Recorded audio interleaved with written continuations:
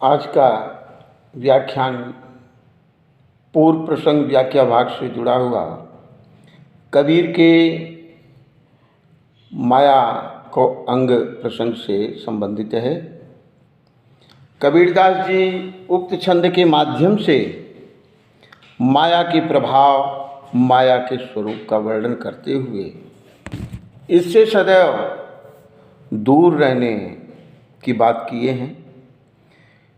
कहते हैं माया मोह की भई अंधेरी लोय, कबीर माया मोह की भई अंधेरी लोय, जे सूते ते मुसलिए रहे बसत को रोए। कबीरदास जी कहते हैं माया तो मोह की अंधेरी लोय, अंधेरी अंधकार युक्त लोय यानी जाल है, काली कालिमा से युक्त जाल है, कोठरी है।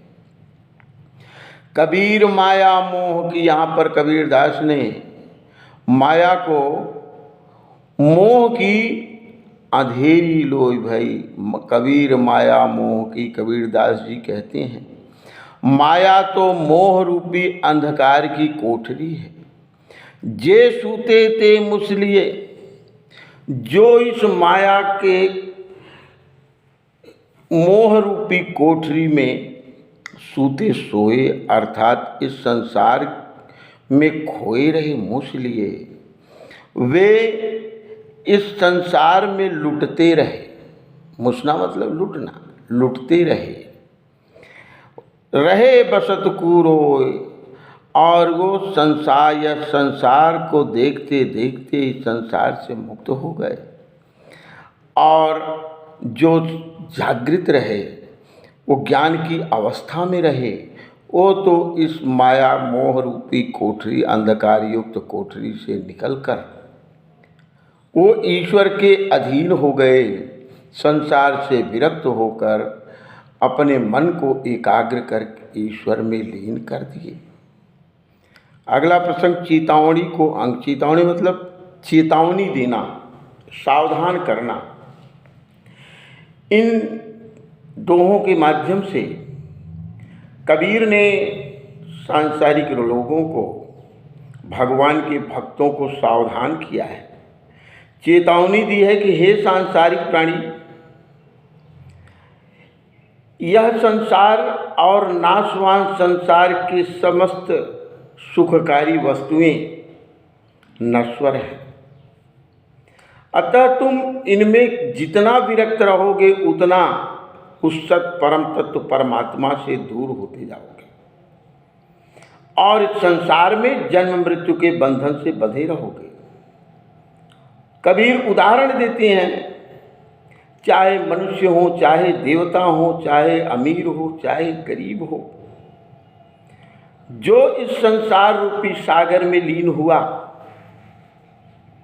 वह अंततः नष्ट की, पूर्ण नष्टता की अवस्था में पहुंचा है। तो यहाँ पर कबीर कहते हैं सातों शब्द जो बाजते घर घर होते राग, ते मंदिर खाली पड़े बैसण लागे काल। कबीरदास जी कहते हे सांसारिक प्राणी, संसार और संसार के समस्त सुख साधन नाशवान है। कितना भी धन अर्जन कर लो, कितनी भी लोकप्रियता प्राप्त कर लो, लेकिन इन सब में रंच मात्र भी तुम्हारे लिए हितकर नहीं है। बड़े बड़े महलों का उदाहरण कबीर देते हैं। सातों शब्द जुबात से, जहाँ पर जिन देवताओं के यहाँ निरंतर कौतुक होता रहता था, सातों प्रकार के वाद्य यंत्र बजते रहते थे, घर घर होते राग, और प्रत्येक घरों में सुमधुर गायन होता रहता था। अर्थात जहाँ पर समस्त सुख साधन थे, वैभव था, आनंद क्रीड़ा में खोए रहते थे, भौतिक सुखों में लीन रहते थे, ते मंदिर खासे पड़े, आज वे सभी मंदिर उजड़ गए, खाली पड़े, खासे नहीं खाली पड़े, अर्थात वे सब मंदिर आज उजड़ गए हैं। उन सुख का भोग करने वाले लोगों से विरक्त है, रहित है। बैसण लागे काग, आज उन्हीं महलों के ऊपर, जहां पर सप्तरागिनी बसती रहती थी, यश वैभव का गान होता रहता था, आज बैसण लागे काग, आज उन्हीं महलों के ऊपर काग कौवे बैठ रहे हैं, अर्थात तो सब खाली रिक्त पड़े हुए हैं। अतः हे सांसारिक प्राणी, यह संसार और संसार के समस्त सुख के साधन क्षणिक है। जैसे बड़े बड़े महल उजड़ गए, नष्ट हो गए, रिक्त हो गए, उन पर कौवे बैठने लगे, उसी प्रकार संसार की हर सुख भोगमयी वस्तुएं नाशवान है।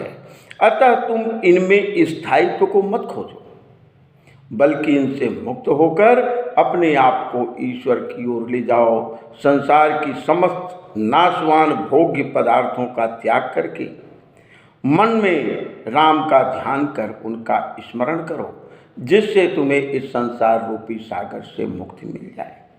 धन्यवाद। शेष प्रसंग अगले व्याख्यान के अंतर्गत प्रस्तुत करेंगे। बहुत बहुत धन्यवाद।